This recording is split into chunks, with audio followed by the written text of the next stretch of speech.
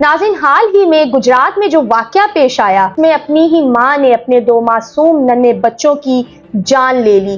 अपने आशिक के कहने पर उसने अपने दोनों मासूम बच्चों को मौत के घाट उतार दिया। आपकी ये लव मैरिज थी कि अरेंज मैरिज थी? अरेंज मैरिज हुई है। क्या आपको पहले से इसकी आगाही थी? अपनी वाइफ पे कोई शक था आपको? कुछ भी नहीं, सारे मामलात बिल्कुल ठीक ठाक चलते थे। आप दोनों में कोई नाराजगी, कोई लड़ाई झगड़ा होता नहीं, था? ऐसी कोई बात नहीं। तो क्या ये जो प्यार है आपका, ये जो प्यार का रिश्ता है, अब ये नफरत में तब्दील हो चुके? थोड़ा सा वक्त तो लगेगा, बाकी प्यार तो अपनी जगह कायम है। प्यार अभी भी कायम है? जी।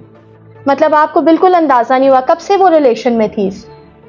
कोई आइडिया नहीं है मुझे, ये तो पुलिस को ही उसने बताया है कि तकरीबन साल डेढ़ से वो रिलेशन में है। तो पुलिस ने इसमें आपके साथ कैसे ताउन किया, जरा ये बताइएगा। पुलिस तो पहले दिन से, जिस दिन बच्चों की डेथ हुई थी, उन्होंने मिसिज के मोबाइल से कुछ चीज़ें, उनको क्लू मिले थे। वहाँ हॉस्पिटल में डीएसपी साहब ने मुझे बताया था कि आपकी वाइफ किसके साथ अटैच है, कोई रिलेशन या कोई ऐसी बात। मैंने बोला नहीं, ऐसी कोई बात नहीं है, मुझे पूरा यकीन है। अस्सलाम वालेकुम नाज़रीन, मैं हूं कायनात शौकत और आप देख रहे हैं जीएनसी ग्लोबल चैनल।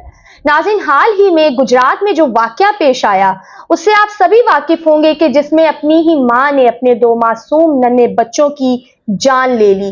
अपने आशिक के कहने पर उसने अपने दोनों मासूम बच्चों को मौत के घाट उतार दिया।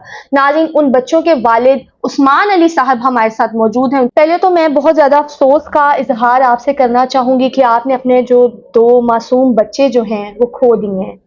अल्लाह पाक आपको सब्र अता करे। दूसरा, मैं आपसे ये पूछना चाहूंगी कि ये जो वाकया पेश आया, क्या आपको पहले से इसकी आगाही थी?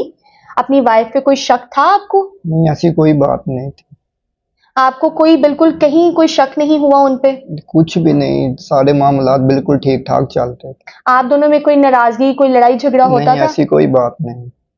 तो अभी जैसा कि सारा केस आपके सामने है, आपके सामने ये सिचुएशन आई कि आपकी वाइफ ऑलरेडी किसी और रिलेशन में थी, उनका अफेयर चल रहा था, तो आपको इसकी बिल्कुल भनक ना लगी?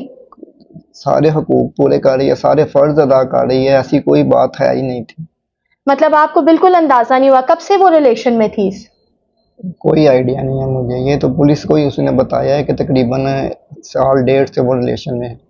मुझे इसके बारे साल में डेढ़ कुछ भी से? नहीं पता। साल डेढ़ से वो रिलेशन में थी, तो आपको बिल्कुल अंदाजा नहीं हुआ? वो फोन पे बात करती थी, इत्मीनान करते थे, इतना भरोसा था कि आपने कभी ये चीजें जो है नोटिस ही नहीं की? जाहिर सी बात है, कोई भी इंसान जब आपकी जिंदगी में आता है, अच्छी और बुरी आते हैं साथ लेके आता है। जब हम उसकी अच्छाइयों को देखते हैं, फिर खुद खुद उसके साथ प्यार हो जाता है। ठीक है, तो क्या ये जो प्यार है आपका, ये जो प्यार का रिश्ता है, अब ये नफरत में तब्दील हो चुके? थोड़ा सा वक्त तो लगेगा, बाकी प्यार तो अपनी जगह कायम है। प्यार अभी भी कायम है? जी। मेरे साथ उसने जो भी किया, मैंने तो उसको अपनी ज़ात के लिए माफ़ किया, और जो बच्चों के साथ उसने किया है उसकी सज़ा उसको ज़रूर मिलेगी। जो उसकी सज़ा बनती है कानून के मुताबिक, वो इंशाल्लाह हम उसको दिलवाएंगे। माफ़ी नहीं देनी मैंने बच्चों की उसको। बच्चों की माफी आप नहीं देंगे? अपने लिए आपके साथ जो उन्होंने ज्यादती की या जो धोखा दिया उसके लिए आप माफ कर सकते हैं, लेकिन बच्चों के लिए माफ जी नहीं कर जी, सकते? इंशाल्लाह। कहती हैं कि वो दोबारा से इस रिश्ते को शुरू करना चाहें, तो आपका क्या इस पे क्या मौक़िफ़ होगा?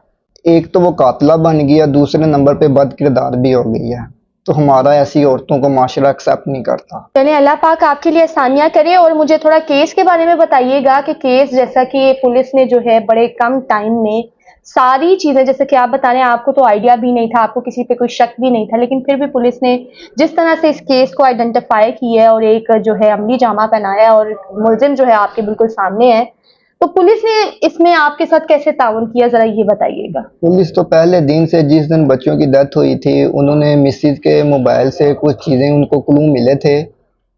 वहाँ हॉस्पिटल में डीएसपी साहब ने मुझे बताया था कि आपकी वाइफ किसके साथ अटैच है, कोई रिलेशन या कोई ऐसी बात। मैंने बोला नहीं, ऐसी कोई बात नहीं है, मुझे पूरा यकीन है। उसके अलावा अगर आपको किसी पे शक है तो हमें बताएं। पुलिस तो पहले दिन से हमारे साथ कोऑपरेट कर रही थी, हम सिर्फ रिपोर्ट्स का इंतज़ार कर रहे थे। रिपोर्ट्स आई हैं तो जो कुछ भी, हर चीज़ क्लियर होगी। बच्चों के बारे में क्या कहना है, क्योंकि माँ बाप का रिश्ता जो है बहुत ही अजीम रिश्ता है, तो बच्चे जाने के बाद आपकी कैफियत क्या है? मैं आपको क्या बताऊं, मेरा तो घर जाने को दिल ही नहीं करता। ऐसी सिचुएशन हो गई है, जिंदगी के जो सांस हैं वो बस पूरे कर रहे हैं। बच्चों की कोई ऐसी बात जो आपको बहुत ज्यादा याद आती हो? बच्चों की शाफे मेरे साथ डेली नमाज पढ़ने जाता था मस्जिद में। जब मैं मस्जिद में एंटर होता हूँ तो पहले एंटर होके वो सबसे पहले वुजू करता था।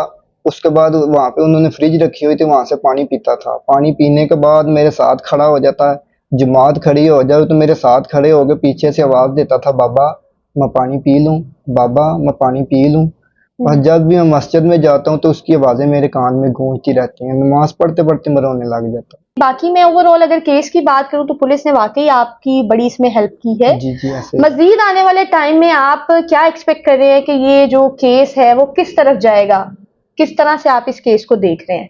जो भी कानूनी सजा बनती हैं इंशाल्लाह हम उसको दिलवाएंगे। जो उसके साथ अटैच है, जिसके लिए इसने इतना बड़ा कदम उठाया, इंशाल्लाह उसको भी कैफरे किरदार तक पहुंचाएंगे। आपकी अपनी ही बीवी ये साजिश जो है आपके खिलाफ जो है वो रच रही है क्योंकि आपने अंधा एतमाद किया, तो जो देखने वाले नाज़रीन हैं उनको क्या मैसेज देना चाहेंगे? कि खुदारा अपने पार्टनर के साथ धोखाधड़ी मत करें। जो 4 सांसें ज़िंदगी आपके पास हैं, खुशी इत्तेफाक के साथ, प्यार के साथ उसके साथ गुजारें। आपकी वाइफ ने बच्चों का कत्ल किया सिर्फ इसलिए कि वो जाकर नई शादी कर लें जो भी उनके आशिक हैं उनके कहने पर। तो क्या इससे पहले आपकी कोई ऐसी कन्वर्सेशन नहीं हुई जिसमें उन्होंने कहा कि मैं चली जाऊंगी या बच्चे तुम रख लेना या बच्चों को तुम संभाल लेना? कभी कोई ऐसी बात नहीं हुई? कभी कभार हो ही जाता है रिश्ते में, कभी गुस्सा आ जाए किसी बात पे। बस यही कहती थी कि शाफे के बाबा मैंने आपको छोड़ के चले जाना है, आप दूसरी शादी कर लेना। तो मैं उसे यही कहता था, नहीं यार ऐसे इस तरह की बातें नहीं करते। अल्लाह ताला ने जो नसीब में लिख दी है ना, उसी पे सब्र शुक्र करो। लेकिन आपको उससे भी अंदाजा नहीं हुआ कि वो क्या कहना चाह रही हैं? इस तरफ ध्यान ही नहीं ना किया कि इतनी बड़ी कदम उठा लेगी, इतनी बड़ी सजा देगी हमें।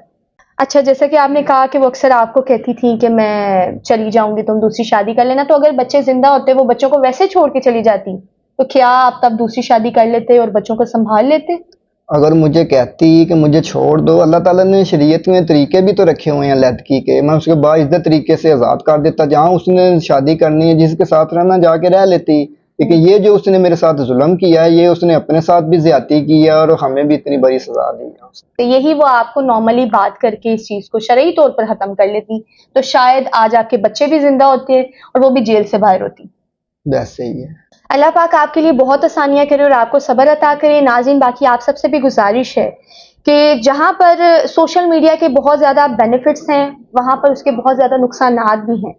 तो आप कोशिश करें कि अपना और अपने प्यारों का बहुत ज़्यादा ख्याल रखें और हर कदम पे चौकन्ना रहें, क्योंकि ये दुनिया ऐसी है कि आप हर कदम पे आपको कोई ना कोई डसने वाला ज़रूर मिलेगा। वो आपसे जुड़े रिश्ते भी हो सकते हैं, वो आपसे जुड़े लोग भी हो सकते हैं। तो कोशिश करें, बिल्कुल चौकन्ना रहें, अपना और अपने प्यारों का बहुत ज़्यादा ख्याल रखें। बाकी इस वीडियो को ज़्यादा से ज़्यादा शेयर करें ताकि देखने वाले जो लोग हैं जिनके साथ आप ये वीडियो शेयर करेंगे वो भी अवेयर रहें और इस तरह के जो वाक़यात हैं या इस तरह के हादसात हैं या इस तरह के जो केस हैं वो सोसाइटी में जन्म लेने से पहले ही हम उसको रोक सकें। नाज़रीन, मुझे और जीएनसी ग्लोबल की टीम को दीजिए इजाज़त। मिलते हैं नेक्स्ट वीडियो में। टिल देन टेक केयर, अल्लाह हाफ़िज़। मजीद वीडियोस देखने के लिए जीएनसी ग्लोबल के चैनल को सब्सक्राइब कर लें और बेल आइकन को भी प्रेस कर लें।